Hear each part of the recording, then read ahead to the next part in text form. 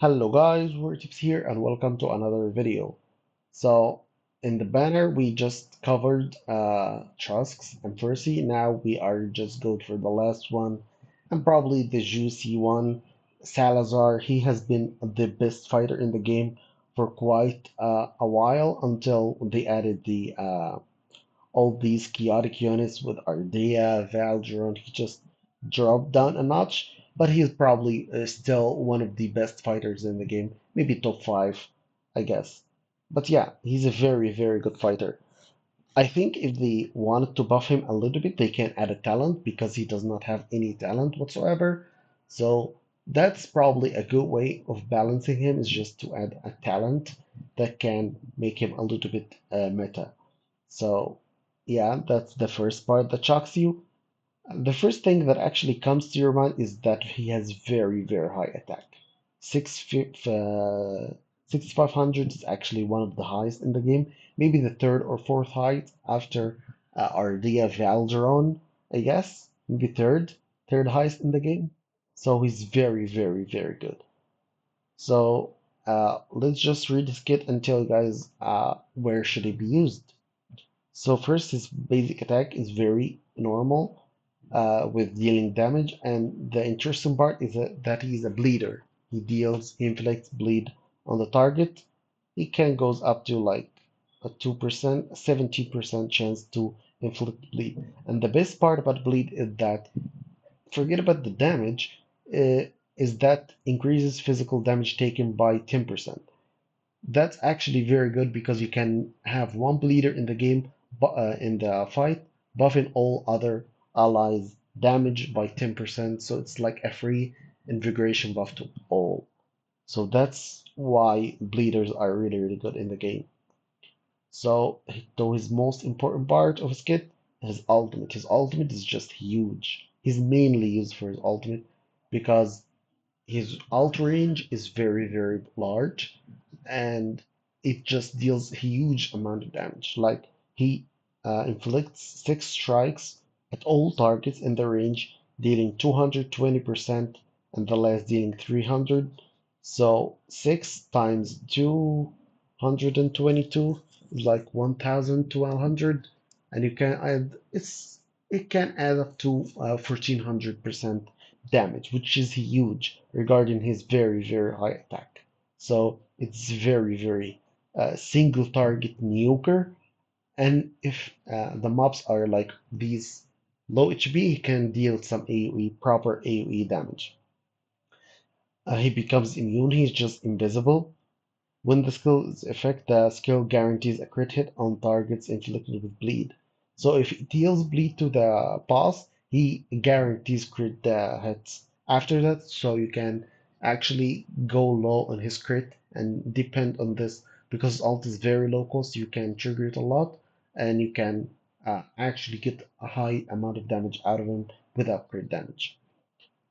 So it reduces his cost to 900, which is very low, and increases some of the damage. Can go up to like 1600, 1800, something like that.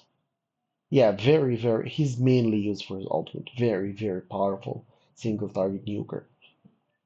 I will just also make a video about it in a single target arena. That's why he's very meta in single target arena yet, because of his ultimate just nukes the last mob and you can use him a lot there. Okay, let's go to his passives. He got 3 passives. Interesting. Oh, that's his bond skill. Yeah, he's got a bond skill with Kineza. It's actually not that good, so that's also another way they can buff him if they just change this bond skill. So he unlocks the following bonus: Blessing of Dragon Blood temporarily increases the hero max HP by 20% when trigger lasting for 5 seconds. So who cares about his max HP? He's a fighter. If that was damage, he would have been so much better, but it's just max HP, so not that great of a bond skill. His passive, Boiling Blood, is his launched basic attack, one enemy dealing 35% damage 2 times. The second attack will guarantee a crit hit if the target is inflicted with bleed. Ah, it's just whatever. It's just another way to deal damage other than his basic attack, but it's not that crazy good because outside of his ultimate, he actually deals very minute damage.